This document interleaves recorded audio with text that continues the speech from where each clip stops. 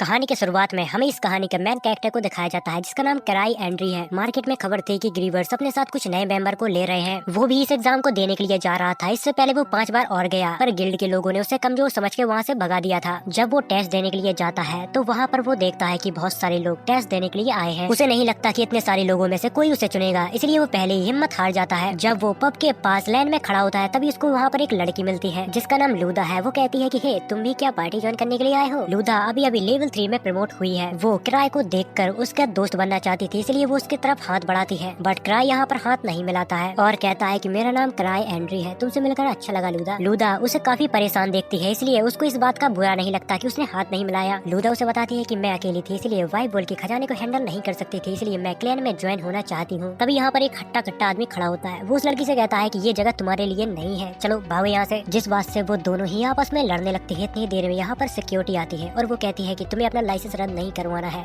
तो शांति से लाइन में खड़े हो जाओ। सिक्योरिटी गार्ड को देखकर क्राई यहाँ पर अपना मुंह छिपा लेता है ताकि कोई फिर से उसको यहाँ से निकाल ना दे। जिसके बाद सीन कट होता है और वो लोग अब पब के अंदर पहुँच चुके थे। तभी लूदा कहती है कि क्या मस्त जगह है, क्या तुम भी कभी इस जगह पे आए हो? क्राई उसे जवाब देता है कि हाँ, मेरा यहाँ पर 5वीं बार है। जिसकी बात सुनकर लूदा को यहाँ पर काफी बुरा लगता है और वो उससे माफी भी मांगती है, पर क्राई कहता है कि चलो कोई बात नहीं, क्योंकि जिसके पास ताकत होती है वो अपनी रैंक बढ़ाते हैं और आगे बढ़ते हैं, और जिसके पास कुछ भी नहीं होता है वो जिंदा रहने के लिए छोटे छोटे मौकों को पकड़ते हैं। तभी लूदा उससे पूछती है कि वो सामने जो पार्टी बैठी हुई है वो पार्टी कौन है? क्राई उसे बताता है कि वो आर्क ब्रेक के मेंबर हैं। वो बहुत ही पावरफुल पार्टी है, अगर उनने किसी को अपने साथ चुन लिया तो उसकी पूरी जिंदगी ही संवर जाएगी। पर जहाँ तक लोग जानते हैं कि उनने काफी टाइम से किसी भी नए मेंबर को अपने साथ ज्वाइन नहीं किया। तभी उनके साइड में एक और चेयर खाली होती है जिस पर कोई नहीं होता है और वो चेयर ग्रीवेंस सोल्स की होती है। वो इस किंगडम की सबसे स्ट्रॉन्ग पार्टी है। इतनी ही देर में वही हट्टा कट्टा आदमी यहाँ पर आ जाता है और वो कहता है कि हे, तुम लोग यहाँ पर अंदर भी आ गए, तुम्हें पता है ना कि चूजों का यहाँ पर कोई काम नहीं। तभी वो हट्टा कट्टा आदमी उनको बताता है कि वो ग्रीवेंस सोल्स की चेयर है। वो लोग कुछ साल पहले इस किंगडम में आए थे, पर अपने जबरदस्त पावर के साथ उनने एक अपनी अलग ही पहचान बना ली है जिन्हें लोग द ग्रीवेंस सोल्स के नाम से जानते हैं। इतनी ही देर में यहाँ पर एक लाल बालों वाला लड़का शोर मचाने लगता है और कहता है कि मेरे पास इतना टाइम नहीं है, मुझे लगता था कि यहाँ पर सिर्फ बेस्ट लोग ही आएंगे, पर यहाँ पर तो भीड़ बकरियां भी आ गई। वो लड़का ग्रीवर्स के साथ ज्वाइन होना चाहता था पर वो लोग यहाँ पर थे ही नहीं, इसलिए उस लड़की को यहाँ पर बहुत ज्यादा गुस्सा आता है। तभी ये तमाशा बंद करने के लिए एक लड़की खड़ी होती है जिसका नाम टीनो है। वो कहती है कि तुम्हें अपनी औकात नहीं भूलनी चाहिए। जिसके बाद यहाँ पर जितने भी लोग होते हैं वो सारे इस फाइट को एंजॉय करने वाले थे। तभी वह लड़का अपनी खतरनाक स्वेट को बाहर निकालता है और टीनो भी अब फाइट करने के लिए तैयार हो जाती है। तभी क्राई लूदा से कहता है कि हमें यहाँ से निकल जाना चाहिए, अगर हम फंस गए तो गए काम से। क्राई छिप छिप कर यहाँ से निकलने की कोशिश कर रहा था, पर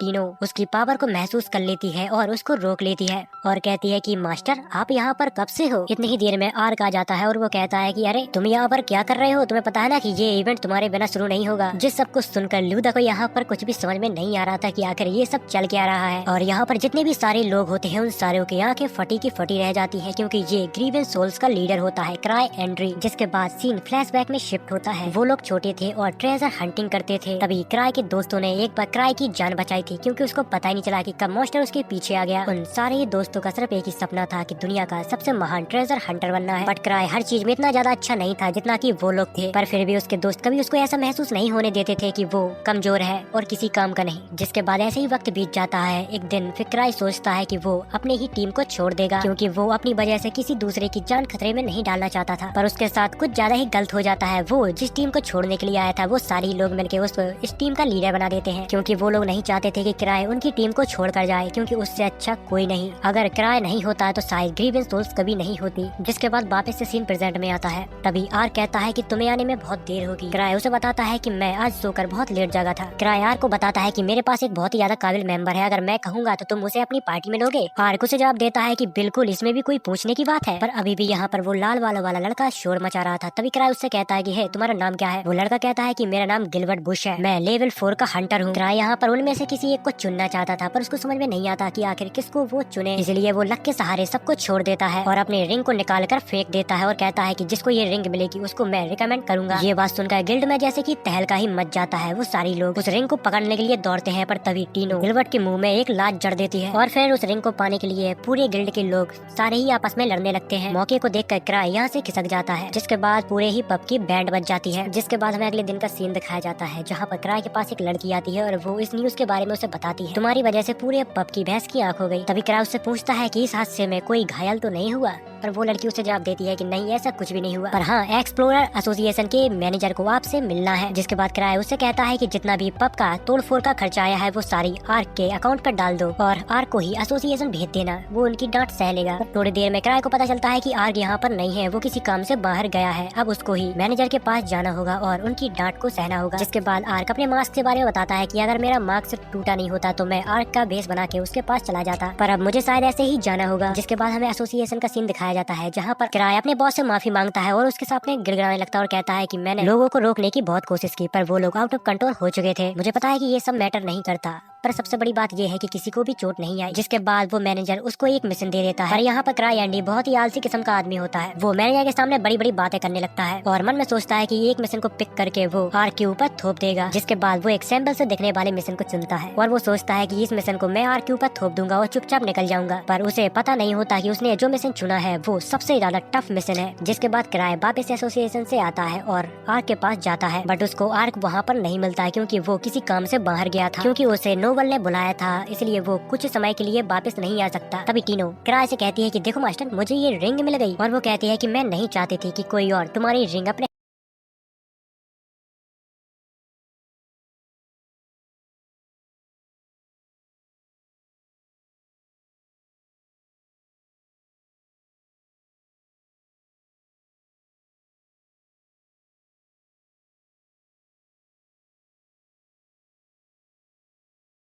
जिसके बाद हमें पास्ट का सीन दिखाया जाता है जहाँ पर क्राई की टीम गिल्ड में अपना नाम जुड़वाने के लिए आई थी। तभी ल्यूक दरवाजे में लात मारता हुआ अंदर जाता और कहता है कि यहाँ पर कौन है सबसे ताकतवर स्वॉर्डमैन? वो हूँ सिर्फ मैं। इन लोगों की एंट्री तो बहुत धांसू होती है, बट यहाँ पर सारे लोग इनको जोकर समझ रहे थे। क्राई को इन सबका ऐसा व्यवहार देखकर उसको काफी ज्यादा शर्मिंदगी महसूस होती है। अरे इन लोगों के साथ आ गया मैं। जिसके बाद ल्यूक अपने से डबल शरीर वाले आदमी को बता रहा था कि हमारे लीडर ने कहा है कि अगर कोई योद्धा सिर्फ वेपनों की वजह से योद्धा हो तो वो योद्धा नहीं होता, इसलिए मैं हमेशा लकड़ी की तलवार को इस्तेमाल करता हूँ। जिसके बाद एसोसिएशन की स्टाफ उसको एक लेटर देती है और कहती है कि यहाँ पर अपना पार्टी नाम और अपना सिंबल बना दो ताकि तुम्हें पहचानने में आसानी हो पाए। बट क्राई ने तो अभी तक इसके बारे में कुछ सोचा भी नहीं था, इसलिए वो अपनी पार्टी का नाम द ग्रीवन सोल्स रख देता है और सिंबल में एक स्कल का लोगो बना देता है, जिसको देखकर क्राई के दोस्त काफी निराश होते हैं। जिस पर क्राई कहता है कि मैं तुम्हारा बहुत बेकार लीडर हूँ, मुझे लीडर नहीं होना चाहिए, मुझे अपनी पार्टी से निकाल दो। क्योंकि यही तो क्राई चाहता था कि वो लोग उसे पार्टी से निकाल दें और वो लोग अपनी जिंदगी अच्छे से जी पाए, क्योंकि क्राई उनके पावर लेवल के बराबर नहीं था, जिस वजह से उनको काफी ज्यादा मुसीबत भी झेलनी पड़ती थी। जिसको सुनकर उसके सारे फ्रेंड बोलते हैं कि नहीं नहीं, ये तो बहुत अच्छा है। जिसके बाद वापस से सीन प्रेजेंट में आता है जहाँ पर ग्रेग कहता है कि मुझे तो अभी भी विश्वास नहीं हो रहा, तुम सच में स्ट्रॉन्ग पार्टी के लीडर हो जिसे लोग 1000 ट्रिक के नाम से जानते हैं। जिसको सुनकर वो लोग शौक रह जाते हैं। तभी टीनो कहती है कि तुम जानते हो ना कि मास्टर कितने ज्यादा ताकतवर हैं, तो फिर उनके सामने झुक जाओ। जिस पर क्राई कहता है कि रहने दो, तुम उन्हें डरा रही हो। दरअसल जिसके पास सबसे ज्यादा अचीवमेंट पॉइंट होते हैं उन्हें एसोसिएशन एक अलग ही नाम देता है, जैसे कि क्राई को मिला द 1000 ट्रिक। ये एक सेलिब्रिटी बनने की तरह है। जिस पर गिलबर्ट हैरान होता है और कहता है कि मुझे नहीं लगता कि तुम 1000 ट्रिक हो, मुझसे लड़के दिखाओ, उसके बाद ही मैं मानूंगा। जहाँ पर आर्ट सोचता है कि अरे मैंने तो कभी कहा ही नहीं कि मैं सबसे ज्यादा ताकतवर हूँ। यहाँ पर कुछ लोग हैं जो मेरे नाम के नारे लगाते रहते हैं। जिस पर ग्रेग गिलबर्ट को समझाता है कि तुम ध्यान से बात करो, तुम्हें पता है ना कि सामने कौन है, उससे लड़ना तो तुम भूल ही जाओ, तुम्हें अगर अपनी जान प्यारी हो तो। क्राई उसकी बात को बुरा नहीं मानता और यहाँ से जाने लगता है। तभी गिलबर्ट क्राई को लड़ने की चुनौती देने लगता है, जिस पर टीनो कहती है कि ये सब मुझ पर छोड़ दो, और फिर वो कहती है कि तुमने मेरे मास्टर की बेइज्जती की, इसलिए अब तुम्हें इसका भुगतान तो चुकाना पड़ेगा। जिसके बाद सीन सप्ट होता है और गिलबर्ट और टीनो दोनों ही अब लड़ने के लिए आमने सामने होते हैं, जहाँ पर टीनो अपने हथियारों को नीचे डाल देती है और कहती है अगर मैं इनके साथ तुमसे लड़ूंगी तो तुम शायद मर भी सकते हो। जिसके बाद गिलबर्ट भी अपने हथियार को नीचे रख देता और कहता है मैं नहीं चाहता कि लोग कहें कि हथियार से तुम सिर्फ एक लड़की से जीत पाए। जहाँ पर आर्ट सोच में बीता था कि ये दोनों ही लेवल 4 के हैं, पता नहीं कौन जीतेगा। जिसके बाद टीनो गिलबर्ट के ऊपर हमला कर देती है। गिलबर्ट यहाँ पर बहुत ही मुश्किल से उसके हमले से डॉच करता है, पर तभी टीनो की उसमें एक लात पड़ जाती है, जिससे गिलबर्ट बहुत दूर जाके गिरता है। सबको लगता है कि बस गिलबर्ट का खेल खत्म हो गया। जिसके बाद गिलबर्ट उठता है और कहता है कि ये मैच इतनी आसानी से खत्म नहीं हो सकता। तभी टीनो उसको अपने लॉक में फंसा लेती है और फिर थोड़ी देर बाद ये मैच टीनो बहुत ही आसानी से जीत जाती है। यहाँ पर नीचे पड़ा हुआ गिलबर्ट काफी मायूस था। तभी हमें गिलबर्ट का फ्लैशबैक दिखाया जाता है। वो बचपन से ही काफी ज्यादा स्ट्रॉन्ग था। जिसके बाद जब वो बड़ा हुआ तो उसने एक अपनी पार्टी बनाई, पर सारे लोग कमजोर होने के कारण उसको अपनी ही पार्टी छोड़नी पड़ी। जिसके बाद से वापस से सीन प्रेजेंट में आता है जहाँ पर क्राई गिलबर्ट से कहता है कि तुमने अपनी पुरानी पार्टी छोड़ दी क्योंकि लोगों के बीच में तुम्हारी पावर काफी ज्यादा डिफरेंट थी। जिसको सुनकर गिलबर्ट हैरान हो जाता और कहता है कि ये सब तुम्हें कैसे पता। जिस पर क्राई जवाब देता है क्योंकि मैं भी इस चीज से गुजर चुका हूँ, पर हमारी टीम ने उसको नहीं छोड़ा। यहाँ पर क्राई खुद के ही बारे में बात कर रहा था, क्योंकि उसकी पावर में और उनकी दोस्तों की पावर में बहुत ज्यादा डिफरेंस था। पर फिर भी उन लोगों ने कभी क्राई को अकेला नहीं छोड़ा। गिलबर्ट को अभी भी क्राई के ऊपर यकीन नहीं होता कि ये इतनी स्ट्रॉन्ग पार्टी का लीडर आखिर कैसे है, पर आज तक किसी ने इसकी पावर को देखा ही नहीं। जिसके बाद क्राई गिलबर्ट की स्वेट के पास जाता है और उसको टच करता है और फिर उसमें से बहुत ही खतरनाक फ्लेम बाहर निकलने लगती है, जिसको देखकर गिलबर्ट भी हैरान होता है कि इतनी खतरनाक फ्लेम वो भी आता है हैंडल नहीं कर पाया और ये आदमी बहुत ही आसानी से इसको कर ले रहा है। जिसको देखकर गिलबर्ट को उसके ऊपर यकीन हो जाता है, सच में ये बहुत ज्यादा ताकतवर है, क्योंकि अभी तक उसने अपने हाथों में स्वॉर्ड को भी लिया, फिर भी उसके अंदर से इतनी खतरनाक फ्लेम बाहर निकल रही है। जिसके बाद सीन शिफ्ट होता है और हमें क्राई को दिखाया जाता है, जो अपने ऑफिस में बैठा बैठा बोर हो रहा था, क्योंकि उसने टीनो की टीम को एक मिशन पर भेज दिया था, जिसमें ग्रीक, लूदा और गिलबर्ट भी होता है। जहाँ पर हमें पता चलता है कि क्राई को रिंग्स का बहुत ज्यादा शौक है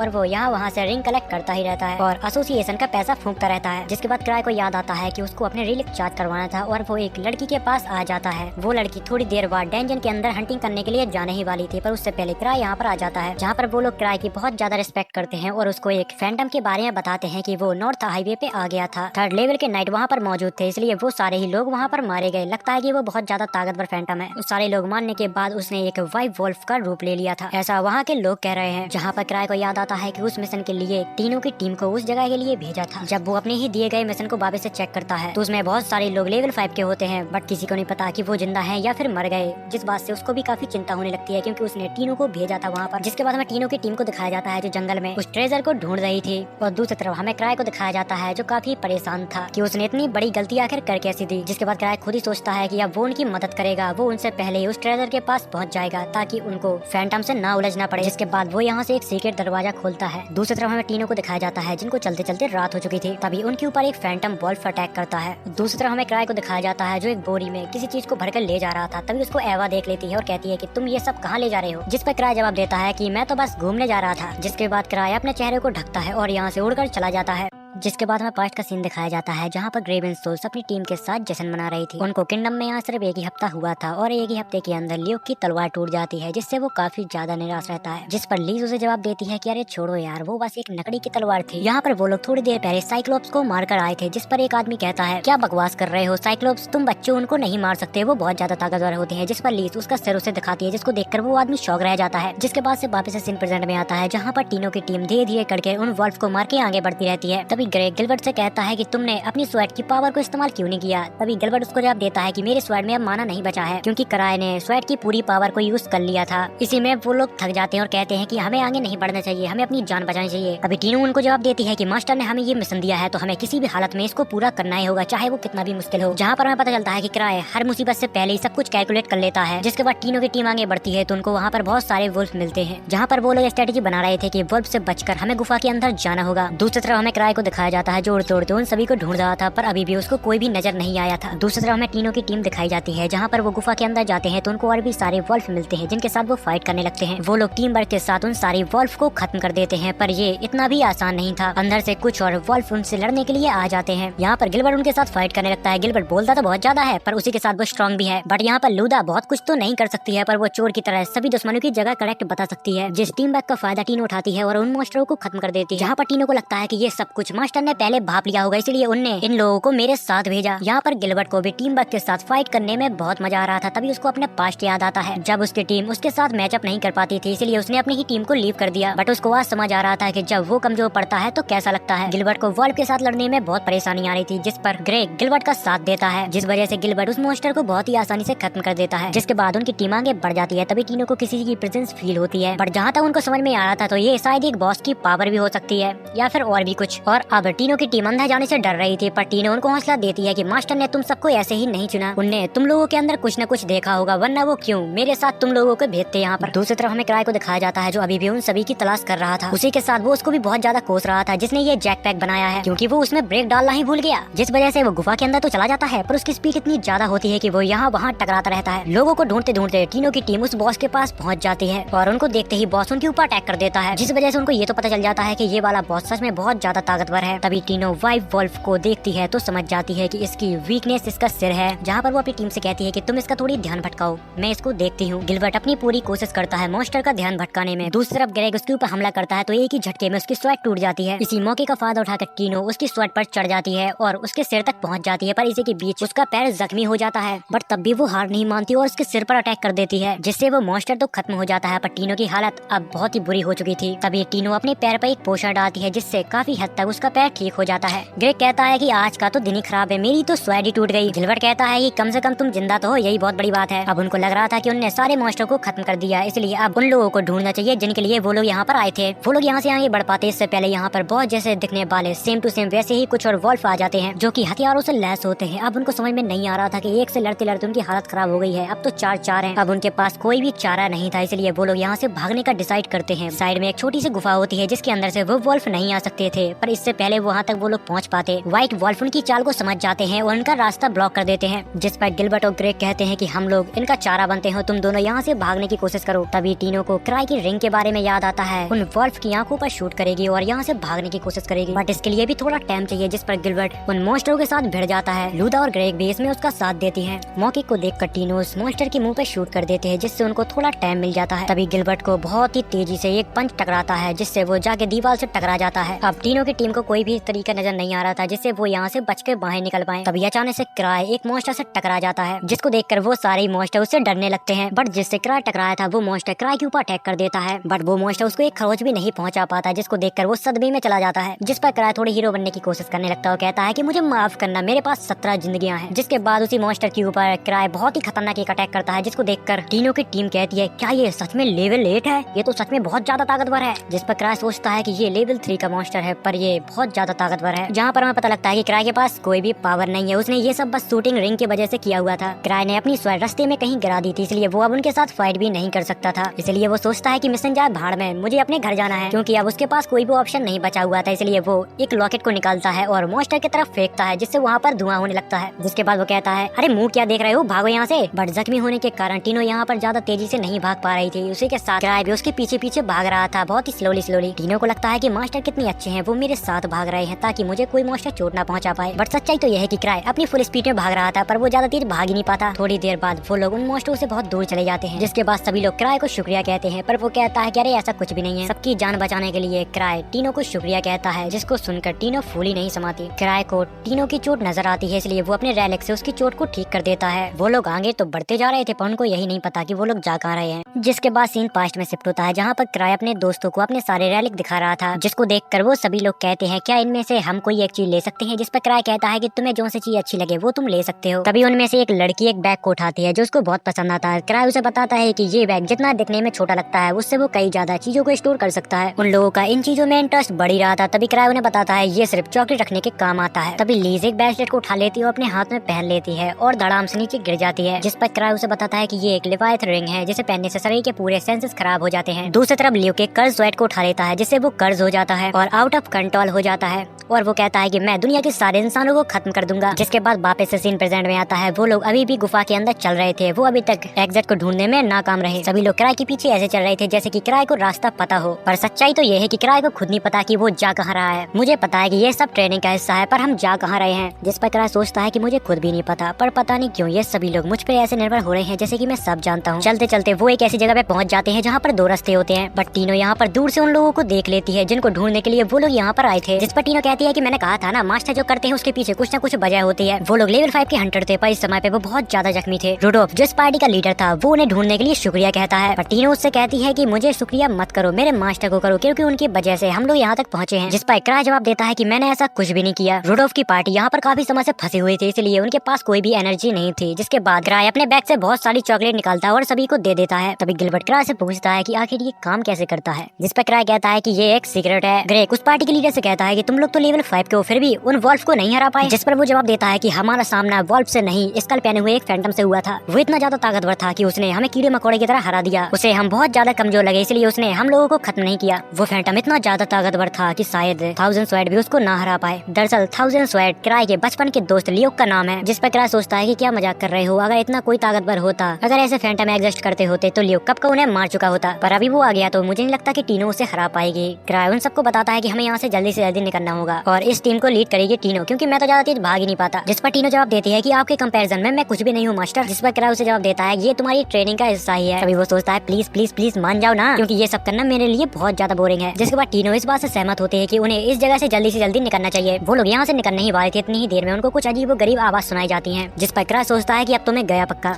अगर उस मॉन्स्टर ने मेरे ऊपर हमला कर दिया तो 4 बार तो मैं बच जाऊंगा, पर उसके बाद मैं मर जाऊंगा। तभी उनको एक बहुत ही बुरी शक्ति महसूस होने लगती है, क्योंकि वो फैंटम धीरे धीरे उनके तरफ ही बढ़ रहा था। क्राई को पता था अगर वो उससे लड़ेगा तो मर जाएगा, पर फिर भी वो सभी को पीछे करता है और खुद आगे खड़ा हो जाता है। तभी हमें उसी फैंटम को दिखाया जाता है जो धीरे धीरे इनके तरफ बढ़ रहा था, जिसके ऑरा को देखकर उन सभी लोगों की फट जाती है। इतनी ही देर में उस फैंटम के पीछे एक लड़की आती है। वो एक किक मारती है और फैंटम जाके दीवार से भिड़ जाता है। और ये लड़की कोई और नहीं लीज होती है। लीज की किक कितनी ज्यादा पावरफुल होती है कि वो फैंटम जो शेर बना घूम रहा था वो एक पिल्ला बन गया था। लीज यहाँ पर क्राई के ऊपर गुस्सा होने लगती है और कहती है कि मैं तुमसे मिलने के लिए तुम्हारे यहाँ पर आई थी, बट मुझे पता चला कि तुम वहाँ पर हो ही नहीं। तुम ऐसे खतरनाक जगह पे आखिर आए क्यों? टीनो यहाँ पर बहुत ज्यादा डरी हुई थी, क्योंकि उसको पता था अब पहाड़ उस पे ही टूटने वाला है, क्योंकि क्राई को संभालने की जिम्मेदारी उसको ही दी गई थी। गिलबर्ट बीच में बोलने की कोशिश करता है, तभी लीज उसको दूर फेंक देती है, जिससे उसकी बहुत बुरी हालत हो जाती है। ग्रेक और लूदा उसके ऊपर पोषण फेंकते जाते हैं, पर उसको इसका कुछ भी फायदा नहीं होता। क्राई लीज को शांत करवाता और कहता है कि इसमें टीनो की कोई भी गलती नहीं है, उसने व्हाइट वॉल्फ को हराया और इस मिशन को भी बहुत अच्छे से पूरा किया। दूसरी तरफ वो फैंटम एक वॉल्फ को बुलाता है। व्हाइट वॉल्फ उनके ऊपर गन चलाने लगता है, बट यहाँ पर लीज को उनकी गोलियों को फर्क नहीं पड़ता। जिसके बाद लीज बहुत बुरी तरह से व्हाइट वॉल्फ को खत्म कर देती है। मौके को देखकर फैंटम भी उसके ऊपर अटैक कर देता है, पर लीज अपने 2 उंगलियों से उसकी तलवार को रोक लेती है। लीज मार मार के उस फैंटम की बहुत बुरी हालत कर देती है। दूसरी तरफ सभी लोग शौक रहते हैं, क्योंकि उन्होंने लाइफ में पहली बार किसी को इतना ज्यादा ताकतवर देखा था। और ये तो कुछ भी नहीं, ये तो सिर्फ ग्रीवन सोल्स की एक मेंबर है और ये बहुत ज्यादा ताकतवर है। फैंटम को बहुत बुरी तरीके से मारने के बाद लीज का गुस्सा शांत होता है। जिसके बाद हमें अगले दिन का सीन दिखाया जाता है, जहाँ पर गिलबर्ट 1000 ट्रेक यानी कि क्राई के पास अपनी स्वेट को दे जाता है और सभी से कहता है कि मैं अपनी पुरानी पार्टी के पास वापस जा रहा हूँ। दूसरी तरफ हमें क्राई और क्राई के दोस्तों को दिखाया जाता है, जिन सभी ने वही स्कल वाला मास्क पहना हुआ था। जिसके बाद हमें 1 साल पहले का सीन दिखाया जाता है, जहाँ पर सित्रे स्मार्ट क्राई के लिए स्लाइम का एक पोस्टर बना के लाई थी। अगर आपको पता ना हो तो मैं आपको बता देता हूँ कि सित्रे स्मार्ट ग्रेवन सोल्स की एक साइंटिस्ट है जो लेवल 2 की हंटर है। वो अपने एक्सपेरिमेंट से ग्रेवन सोल्स की मदद करती रहती है। दिखने में थोड़ी अजीब है, पर वो बहुत अच्छी लड़की है। अगले ही सीन में हमें दिखाया जाता है, जहाँ पर क्राई उसी पोस्टर को ढूंढ रहा था जिसे सित्रे स्मार्ट ने बनाकर उसको दिया था। वो शांत दिमाग से सोचता है कि आखिर उसने उसको कहाँ रख दिया था। उसको जहाँ तक याद है, उसे जहाँ तक याद है कि डेंजन के अंदर जब उसने उसको पिया था तो उसके अंदर कुछ भी नहीं था। क्राई ने उस स्लाइम को बहुत ही संभाल के रखा था, पर वो अचानक गायब कैसे हो सकता है। दूसरी तरफ हमें कुछ हंटरों को दिखाया जाता है। वहाँ पर वो लोग बात कर रहे थे डेंजर के अंदर जितने भी मॉन्स्टर है अचानक उनका लेवल अब बढ़ सा गया है। पर जो भी हो ट्रेजर वैल्यू की जांच करके हमें देश तक पहुंचानी होगी, ये सबसे ज्यादा जरूरी है। दूसरी तरफ हमें क्राई को दिखाया जाता है जो एसोसिएशन के अंदर घूम रहा था। तभी एबा उसे वाइट वॉल्डेन की रिपोर्ट बताती और कहती है तुम्हें इस रिपोर्ट के बारे में एसोसिएशन को बताना चाहिए। क्राई उसे कहता है कि अरे यार मुझे मत परेशान करो, टीनो उसकी लीडर थी, उसको ये रिपोर्ट दे दो। तभी एबा उसे बताती है कि वो बेसमेंट लेवल 2 पर अभी ट्रेनिंग ले रही है। इतना सुनने के बाद वो यहाँ से जाने लगता है। तभी एबा सोचती है कुदरत आपत्ति यानी कि अर्थक्वेक और ट्रेजर वैल्यू में मुश्किल तक वो बिना किसी क्लूज के अंदाजा लगा लेता है। मैंने ऐसा करते क्राई को बार बार देखा है, बट एवा को कहाँ पता था कि जितनी भी धरती पे मुसीबतें आती हैं वो सारी क्राई के वजह से ही होती हैं। जब क्राई लेवल 2 के बेसमेंट तक पहुँचता है, वो वहाँ पर देखता है तो बहुत सारे लोग बाहर खड़े होते हैं। अंदर लीज ट्रेनिंग दे रही थी, क्योंकि उसको लग रहा था कि टीनो उसके जाने के बाद बहुत कमजोर हो चुकी है। वो लोग क्राई से कहते हैं कि तुम कुछ करो, हम लोग ट्रेनिंग हेल को इस्तेमाल नहीं कर पा रहे हैं। क्राई हेल का जब गेट खोल के अंदर जाता है तो वो देखता है कि टीनो बहुत बुरी तरह से नीचे डली हुई है। लीज ने उसे इतनी खतरनाक ट्रेनिंग दी कि वो अधमरी हो गई। जिस पर लीज कहती है बस इतना ही तुम्हारे पास दम था, या फिर तुम मेरे सामने दिखावा कर रही हो। अगर तुम्हें ऐसा लगता है कि मैं तुम्हें नहीं मारूंगी तो ये तुम्हारी गलती है। लीज टीनो को एक किक मारने ही वाली थी, तभी क्राई उसे रोक देता है। बस बहुत हो गया, मैं तुम्हारे जुनून को समझता हूँ, पर मुझे लगता है कि वो अपनी लिमिट पर है। चलो आज के लिए इतना बहुत है। तभी लीज कहती है क्या तुम मुझे रोक रहे हो? जिस पर क्राई हाँ में जवाब देता है। जिस पर लीज हंसने लगती है और कहती है चलो आज का वर्कआउट खत्म हुआ। वो यहाँ से जा पाती है इससे पहले टीनो उसका पैर पकड़ लेती है और टीनो ने वही मास्क पहना हुआ था जो ग्रेवन सोल्स अक्सर पहना करते हैं। जिसके बाद लीज कहती है चलो शुरू करते हैं। जिसके बाद क्राई भी इन लोगों को मनाने में नाकामयाब हो जाता है। मुझे माफ करना, तुम्हें पता है ना कि लीज को मनाना कितना मुश्किल है। जिसके बाद सीन कट होता है, जहाँ पर क्राई बात कर रहा था कि ट्रेवलर के ऊपर अटैक हुआ फैंटम वाइफ वॉल्ड डैन में। पता नहीं क्यों पर क्राई को इस सब चीजों में कुछ गड़बड़ लग रही थी और शायद इसलिए ग्रेक ने क्राई को मिलने के लिए बुलाया है। जिसके बाद सोच लगता है कि अरे आर्क यहाँ पर क्यों नहीं है, अगर वो यहाँ पर होता तो मुझे इतना सारा काम नहीं करना पड़ता। दूसरी तरफ हमें ग्रेक को दिखाया जाता है, जहाँ पर वो कहता है वाइफ वॉल्ड डैन के पास कोई लाइन में कोई भी चेंज नहीं आया है और हाँ मैंने मटेरियल की क्वालिटी भी नहीं बदली है। पर यहाँ पर ग्रेक को कुछ अजीब सा महसूस हो रहा था। दूसरी तरफ हमें कुछ लोगों को दिखाया जाता है, जहाँ पर वो लोग बात कर रहे थे कि सोचने की बात है, हम लोग जो काम कर रहे हैं उसे तो भगवान भी नहीं प्रेडिक्ट कर सकता है। इन सारे लोगों का एक ग्रुप होता है। यहाँ पर जितनी भी घटनाएं घट रही थी वो सभी की वजह से घट रही थी। जहाँ पर वो लोग बात कर रहे थे कि हमारी चाल कोई भी हंटर नहीं समझ सकता, पर एक आदमी है 1000 ट्रेक जिसको हम कभी भी अंडर एस्टिमेट नहीं कर सकते। जब तक उन्हें पता नहीं चलता तब तक वो उन्हें व्हाइट वॉल्ट में उलझे रहेंगे। जब तक इनके पास मौका है ये वाला रिसर्च सेंटर छोड़ के कहीं और जाके करके अपना रिसर्च सेंटर बना ले। दूसरी तरफ में क्राई को दिखाया जाता है जहाँ पर वो सपना देख रहा था कि पूरी सिटी में बस स्लाइम ही स्लाइम फैल चुका है। अचानक वो जाग जाता है। वो शिटरी की स्लाइम का सपना देख रहा था। उसको लगता है सच में वो बहुत ज्यादा डेंजर है। तभी वहाँ पर लीज भी उठती है और क्राई को पता चलता है कि वो उसके ही साथ आके सो गई थी। तभी तो उसे इतनी ज्यादा गर्मी महसूस हो रही थी क्योंकि लीज को एक आदत थी, वो हमेशा क्राई के बेड में आके सो जाती थी। तभी लीज उसे कहती है क्या तुम आज फ्री हो, क्योंकि मैं आज छुट्टी ले रही हूँ। क्राई तो अपना सपना ही नहीं भूल पा रहा था, पर वो इसे बहुत बुरे सपने की तरह भूलने की कोशिश करने लगता है। अगले ही दिन हमें ग्रेग को दिखाया जाता है जो क्राई से मिलने के लिए वहाँ पर आता है। तभी वहाँ पर लीज के साथ क्राई घूमने के लिए जाने वाला था, जिस पर लीज उसे बताती है कि आज तुम इसको कोई भी काम नहीं दे सकते, आज ये मेरे साथ बिजी है। जिस पर ग्रेग उसे बताता है कि तुम यहाँ पर वापस क्यों आई, जिस पर लीज कहती है कि मेरे पास तुम्हारे लिए वक्त नहीं है, इसलिए चलो फूटो यहाँ से। और फिर इसी बात पे वो दोनों ही आपस में झगड़ने लगते हैं। तभी लीज उसमें एक किक रगड़ देती है। ग्रेग भी उसकी किक को बहुत ही आसानी से रोक लेता है और फिर इन दोनों की फाइट ऐसे ही चलती रहती है। तभी क्राई कायना को चाय के लिए पूछता है, जिसके बाद कायना क्राई से पूछती है तुम व्हाइट वुल्फ डैन गए थे ना, अगर तुम्हें वहाँ पर कुछ अजीब लगा तो प्लीज हमें बताओ। जिस पर क्राई कहता है कि मैं ज्यादा ध्यान दे रहा हूँ दूसरी दिक्कतों को सोचकर, पर माफ करना मैं अभी तुम्हें उसके बारे में कुछ भी नहीं बता सकता, क्योंकि क्राई तो बस अपने स्लाइम को ढूंढ रहा है। दूसरी तरफ ग्रेग और लीज लड़ लड़कर पूरा एसोसिएशन ही तबाह कर देना चाहते थे। जिस पर क्राई कहता है बस बहुत हुआ, अब रुक जाओ, हमारी बात यहीं पर खत्म हुई, बस तुम्हें थोड़ा शांत हो जाना चाहिए ग्रेग। जिसके बाद क्राई और लीज शॉपिंग करने के लिए और छोटी सी डेट के लिए मार्केट आ जाते हैं। तभी उनको एक आदमी देख रहा था जिसको लीज पकड़ लेती है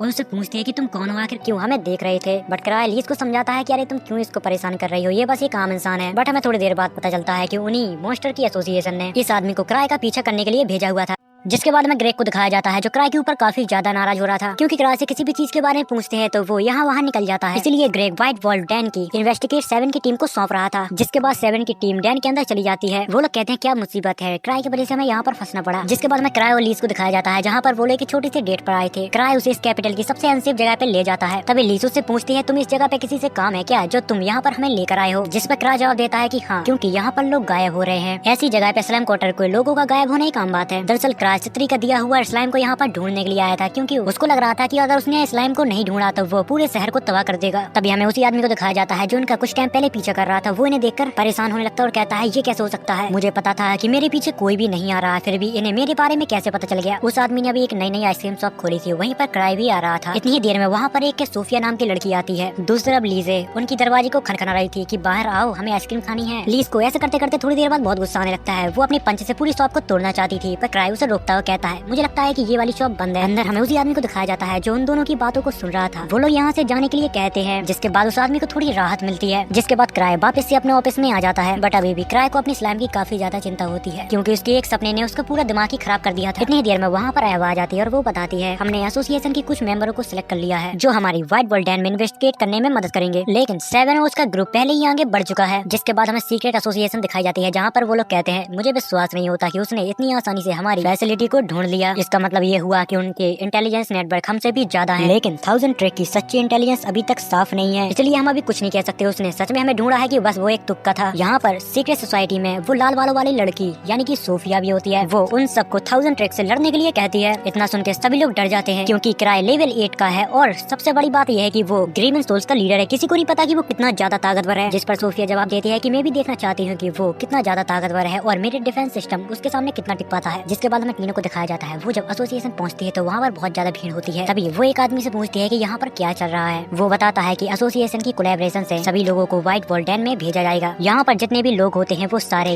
हंटर्स होते हैं। इतनी ही देर में क्राई और एवा भी यहाँ पर आ जाते हैं, जहाँ पर क्राई उन सबसे पूछता है कि तुम लोग कौन हो, यहाँ पर क्या कर रहे हो। तभी एवा उसे बताती है कि ये सारे लोग डैन की जांच पड़ताल करने के लिए यहाँ पर आए हैं। जिस पर क्राई जवाब देता है कितने सारे लोगों को भेज रहे हैं, इन सभी लोगों की भरपाई करने के लिए एक हाथ और एक पैर को बेचना पड़ेगा। तभी क्राई कहता है कि हमारे सभी मेंबर एलाइट हैं, इसलिए मुझे नहीं लगता कि इतने सारे लोगों से संभालने के लिए काफी होंगे। मेरे हिसाब से आधे लोग काफी हैं। जिसकी बात सुनकर लोगों के भी डर का माहौल बन जाता है। वो लोग कहते हैं आधे लोग, ये तो बिल्कुल भी नहीं हो सकता, तुम्हें पता है ना कि वो डैन कितनी ज्यादा खतरनाक है। क्राई को लगता था वो बस एक डैन लेवल 3 का ट्रेजर वैल्यू है, पर अब वहाँ पर कुछ ज्यादा ही अलग होने लगा है, क्योंकि वहाँ के जो मॉन्स्टर है वो पहले से बहुत ज्यादा ताकतवर हो गए हैं। लेवल 3 और 4 तो उनके सामने टिक ही नहीं पाते। तभी क्राई कहता है ठीक है, अगर तुम्हारा इच्छा है तो तुम उसके अंदर जा सकते हो। मुझे लगा था कि आधे लोग काफी होंगे, पर तुम्हें अगर जाना हो तो जा सकते हो, मुझे इससे कोई फर्क नहीं पड़ता। इतनी ही देर में यहाँ पर लीज पुलिस आ जाती है और वो कहती है अगर मैं होती तो आधी भी नहीं लेती, क्योंकि मैं अकेले ही जाती। जहाँ पर सभी लोग कहते हैं कि अरे हम भी स्ट्रॉन्ग है यार, हम उन मॉन्स्टरों से लड़ेंगे और उनको खत्म करके वापस भी आ जाएंगे। तभी लीज क्राई के पास जाती है और कहती है कि ये जॉब मुझे दे दो, बट क्राई सीधा उसके मुंह पे मना कर देता है, क्योंकि मैं नहीं चाहता कि ये सब तीनों के लिए बहुत दर्दनाक हो, और साथ ही वहाँ पर पहले ही बहुत लोग मौजूद हैं। जिसके बाद क्राई सभी लोगों को डेंजन में जाने के लिए हाँ कह देता है। दूसरी तरफ हमें 7 की टीम को दिखाया जाता है जो डेंजन की तरफ आगे बढ़ते जाते हैं। तभी डैन में जाने से पहले एक आदमी क्राई के पास आता है और उससे पूछता है कि हमें डेंजन में किसी चीज का ध्यान रखना होगा क्या। तभी क्राई कहता है कि तुम्हें एक स्लाइम को ढूंढना है। तभी वो आदमी कहता है भला डेंजन में स्लाइम क्या कर रहा होगा, लेकिन ऐसा होता है तो ध्यान रखना वो कोई नॉर्मल स्लाइम नहीं होगा। जिसके बाद हमें सीक्रेट एसोसिएशन को दिखाया जाता है जो किसी बारे में बात कर रहे थे। यह हमारी रिसर्च का परिणाम है, एक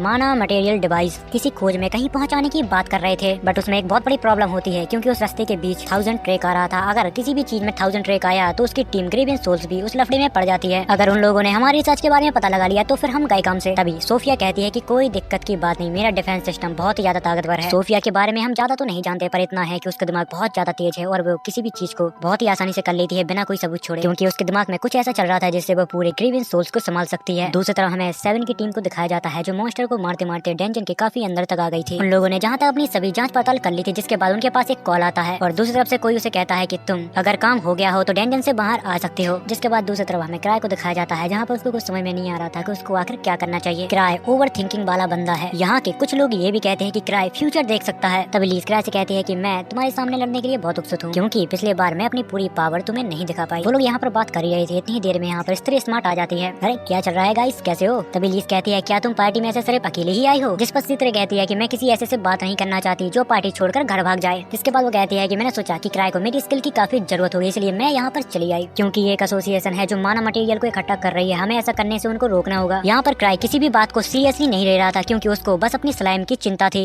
C3 का स्लाइम एक ऐसा प्रोडक्ट है जो काफी इम्प्रूव हुआ है, लेकिन फिर भी ये एक फेलियर रहा। तभी वो क्राई से कहती है कि तुम मुझसे मत घबराओ, मैंने उसको ऐसा एडजस्ट किया है जैसे कि वो तुम्हारे ऊपर और मेरे ऊपर हमला नहीं करेगा। भले ही वो मटेरियम एलो कैप्सूल से बाहर निकल जाए, बट वो डायमेंशनल लॉकर से बाहर कैसे निकल गया मुझे तो अभी भी ये समझ में नहीं आ रहा। जैसा कि मैंने पहले बताया कि वो कोई आम स्लाइम नहीं है, वो इतनी ताकत रखता है कि पूरे कैपिटल को खत्म कर सकता है। जिसके बाद सीन शिफ्ट होता है, तभी हमें 7 को दिखाया जाता है जिसके पास वही आदमी आता है जिसको क्राई ने उस स्लाइम के बारे में बताया था। जिसके बाद 7 सभी लोगों को यहाँ पर इकट्ठा करता है। यहाँ पर कभी भी किसी को एक स्लाइम दिख सकती है तो उससे थोड़ा बचकर रहना, क्योंकि क्राई ने बताया है कि वो बहुत ज्यादा खतरनाक है, इसलिए कोई भी उसे अकेले बढ़ने की कोशिश नहीं करेगा। अगर यहाँ पर किसी को स्लाइम दिखाई देती है तो वो सबसे पहले मुझे आकर बताएगा। जहाँ पर कुछ लोग कहते हैं कि नहीं नहीं नहीं ये बिल्कुल भी नहीं हो सकता, क्योंकि स्लाइम अगर आ भी गई यहाँ पर तो वो हमारे पैरों के नीचे दब के मर जाएगी। जिस पर 7 उन्हें बताता है कि मैं किसी आम स्लाइम की बात नहीं कर रहा, उनके सामने हमारी स्वैट किसी भी काम की नहीं। यहाँ पर कुछ लोग उस स्लाइम को अलग अलग तरीके से मारने की सोचने लगते हैं। तभी 7 को गुस्सा आने लगता है और कहता है कि वो साला कंजूस आदमी कभी भी इन्फॉर्मेशन को अच्छे से नहीं बताता। तभी यहाँ पर एक अजीब सा आदमी खड़ा होता है, वो कहता है अगर तुम्हें स्लाइम से इतना ज्यादा डर लग रहा है तो छोड़ दो, हम उससे निपट लेंगे अगर वो दिखाई दे तो। तभी 7 कहता है तो फिर ठीक है, बेकार में मत मनना। इतनी देर में वहाँ पर एक लड़की हाथ उठाती और कहती है क्या मैं कुछ बोल सकती हूँ, मैं एक एल्केमिस्ट हूँ और मेरा नाम तालिया है। मैं क्लैन की लेबोरेटरी में C3 के साथ थी, हम दोनों मिलकर एक रिसर्च कर रहे थे कि स्लाइम के साथ क्या क्या हो सकता है। तभी 7 कहता है तो फिर तुम उसके वीक पॉइंट के बारे में जानते होगे। तभी वो बताती है कि मैंने और C3 ने स्लाइम को मारने के लिए एक पोस्टर बनाया था, इसका सिर्फ स्लाइम के ऊपर असर होता है और किसी भी चीज के ऊपर असर नहीं होता। अगर कोई चीज उससे जुड़ी हुई है तो वो उसको खत्म कर देता है। जिसके बाद हमें वही सीक्रेट एसोसिएशन को दिखाया जाता है। वो लोग कहते हैं कि हमारी रिसर्च बहुत पावरफुल है और लगता है कि अब समय आ चुका है, हम 100 से भी कम हंटरों का सामना कर रहे हैं और उनमें से कुछ ही लोग हैं जो ठीक ठाक पावर को होल्ड करते हैं। दूसरी तरफ 7 और उसके सारे साथियों ने पूरा डेंजन छान मारा था, पर उनको अभी तक कुछ भी नहीं मिला। अभी वही चिड़चिड़ा आदमी आता और कहता है अगर तुम बेकार ऑर्डर नहीं देते तो ये कुछ घंटों का ही काम होता, बेहतर होगा कि तुम अपने मास्टर के सामने जाकर प्रे करो, क्योंकि वो तो कभी आने का कष्ट ही नहीं करता। जिसके बाद वो आदमी जंगल की तरफ टहलने के लिए चला जाता है। उस आदमी को टहलते टहलते रात हो जाती है। वो रास्ते में चलते चलते 1000 ट्रैक को बुरा भला कहने लगता है और कहता है कि उसकी वजह से मेरा पूरा दिन खराब हो गया। इतनी देर में यहाँ पर उसको कुछ खतरनाक आवाज सुनाई देती है, जिसका पीछा करते करते वो एक ऐसी जगह पे पहुंच जाता है जहाँ पर एक वॉल्फ फैंटम बंधा हुआ था। वो लोग उसके ऊपर एक्सपेरिमेंट कर रहे थे, क्योंकि माना मटेरियल को इस्तेमाल करके ट्रांसफॉर्मेशन को हासिल किया जा सकता है। ऐसा करने से वो फैंटम पहले से कुछ ज्यादा ही ताकतवर हो जाते हैं। वो लोग उस वॉल्फ के अंदर एक इंजेक्शन को इंसेक्ट कर पाते इससे पहले वो हंटर उनके ऊपर हमला कर देता है। पहले हम सबको लगा था कि ये आदमी एकदम फालतू है, पर ऐसा नहीं है, ये आदमी काफी ताकतवर है। यहाँ पर वो उन दोनों ही लोगों को बहुत बुरी तरह से मारता है। तभी वो सीक्रेट सोसाइटी का आदमी कहता है कि तुम लोग यहाँ पर क्या कर रहे हो, क्या तुम्हें 1000 ट्रैक ने भेजा है? जिस पर वो आदमी जवाब देता है ऐसा कुछ भी नहीं है, ये सब मैंने किया। इसके बाद वो आदमी हंसने लगते हो कहते हैं तो फिर यहाँ पर 1000 ट्रैक नहीं है। और फिर कुछ ही देर में वो लोग उस मॉन्स्टर के ऊपर इंसेक्ट कर देते हैं वो मैना मटेरियल, और फिर देखते ही देखते वो मॉन्स्टर एक स्लाइम का रूप ले लेता है। वो आदमी सभी लोगों को यहाँ पर सतर्क कर पाता है। इससे पहले वो स्लाइम ही जोर जोर से चीखने लगता है, जिसकी आवाज काफी दूर तक जा रही थी। 7 की टीम भी इस चीज को सुन लेती है। आवाज सुनते ही सारे लोग उस तरफ भागने लगते हैं जहाँ से ये आवाज आई थी। भागते भागते वो लोग एक जंगल में पहुंच जाते हैं। तभी 7 कुछ लोगों से पूछता है कि गेन इसी साइड गया था, वो अभी तक लौट के नहीं आया। दरअसल गेन उसी आदमी का नाम होता है जो स्लाइम स्लाइम के पास गया था। तभी गेन भागते भागते इनके पास आता है, जो बहुत ही बुरी हालत में था। वो कहता है कि मेरे पीछे मॉन्स्टर है, यहाँ से तुम लोग भाग जाओ वरना सारे लोग मारे जाएंगे। और ये वही स्लाइम है जिसके बारे में 1000 ट्रिक हमें बताना चाहता था। इतनी ही देर में वो स्लाइम इन लोगों के पास आ जाता है, जिसको देखकर वो सभी लोग डर जाते हैं, क्योंकि उन सभी ने आज तक इतना बड़ा स्लाइम नहीं देखा था। 7 उसके ऊपर हमला करता है, पर वो समझ जाता है कि इस स्लाइम को हम ऐसे नहीं रोक सकते हैं। जिसके बाद सारे लोग उसके ऊपर मैजिक करने लगते हैं, बट उसके ऊपर मैजिक को पावर का कोई भी असर नहीं हो रहा था। लगातार 7 भी उसके ऊपर हमले के ऊपर हमला करता जा रहा था, पर उसको जैसे कि फर्क ही नहीं पड़ता। तभी 7 को उस पोशन के बारे में याद आता है जिसको तालिया कुछ देर पहले उसको बता रही थी। 7 उसके पास से वो पोशन लेके आता है। 7 अपने पूरा दिमाग लगा के उसके अंदर वो पोशन को इंसर्ट कर देता है। उसका पोशन यहाँ पर स्लाइम के ऊपर काम तो करता है, बट 1 सेकंड के लिए। उसके बाद वो स्लाइम वापस से अपने नॉर्मल फॉर्म में आ जाती है। इतनी ही देर में यहाँ पर C3 आ जाती है। दरअसल उसको किराए ने भेजा था, क्योंकि उसको पहले ही पता था कि यहाँ पर कुछ न कुछ गड़बड़ हो सकती है। तभी C3 कहती है कि एक जबरदस्त मैजिक उस स्लाइम के आसपास घूम रहा है, इसलिए हम उस स्लाइम को कुछ भी चोट नहीं पहुंचा पा रहे हैं। वो स्लाइम इतना ज्यादा ताकतवर है कि लेवल 8 की ट्रेजर वैल्यू में भी तुम्हें उतना खतरनाक मॉन्स्टर नहीं मिलेगा। जिसके बाद C3 कुछ बड़बड़ाते हुए उस मॉन्स्टर के पास जाने लगती है। स्लाइम मॉन्स्टर उसके ऊपर अटैक करता है, पर बहुत ही आसानी से वो उस अटैक को डॉच करती रहती है। इस सब को देखकर वो काफी निराश होती है, क्योंकि ये सब उसका ही एक्सपेरिमेंट है जो फेल हो गया था। तभी 7 कहता है कि तुम उस मॉन्स्टर के पास ज्यादा नजदीक मत जाओ। तभी C3 कहती है कि मेरा चिंता करने के लिए शुक्रिया 7, पर मुझे कुछ नहीं होगा। तभी वो अपने बैग में से एक पोशन को निकालती है और उस स्लाइम के ऊपर फेंक देती है। तभी वो 7 से कहती है कि तुम इसके ऊपर शूट करो, जिससे उस स्लाइम का वहीं पर खात्मा हो जाता है। इतनी ही देर में सब कुछ खत्म होने के बाद यहाँ पर ग्रेक आ जाता है। तभी C3 बताती है कि वो यहाँ पर काफी देर पहले आ गए थे, उन्होंने ही मुझे लिफ्ट दी थी। जिसके बाद हमें वही सीक्रेट एसोसिएशन को दिखाया जाता है, जहाँ पर वो काफी नाराज हो रहे थे कि उस C3 की वजह से हमारा पूरा मिशन फेल हो गया। इसके बारे में सोफिया ने इन सभी को पहले ही बता दिया था कि C3 हमारे पीछे पड़ी हुई है। क्या उसने हमारे ट्रांसमेग्रिफिकेशन को समझ लिया है? जिसके बाद हमें 7 को दिखाया जाता है। थोड़ी देर में उसके पास उसका टीममेट आता है। वो C3 के साथ एक छोटी सी फाइट रखना चाहता था, पर उसके अंदर इतनी दम नहीं थी कि वो उससे पूछ सकता है, क्योंकि वो लड़का जानना चाहता था कि वो लड़की आखिर कितनी ताकतवर है। अभी 7 उसे जवाब देता है कि तुम उसको कमजोर समझने की भूल मत करना। वो तुम्हें बहकाएगी कि वो बिल्कुल भी ताकतवर नहीं है, पर तुम उसके ऊपर विश्वास मत करना, क्योंकि इस तरह वो किसी से भी अपना काम निकलवा सकती है। और जहाँ तक मुझे पता है तो वो ग्रीवर्स के दूसरे मेंबर की तरह एक मॉन्स्टर है, जो अगर बेकाबू हो जाए तो उसको कोई भी नहीं संभाल सकता। दूसरी तरफ हमें किराए को दिखाया जाता है, जिसकी गोदी में लीज बैठी हुई थी। ये सब देखकर टीनो को काफी शर्म आ रही थी।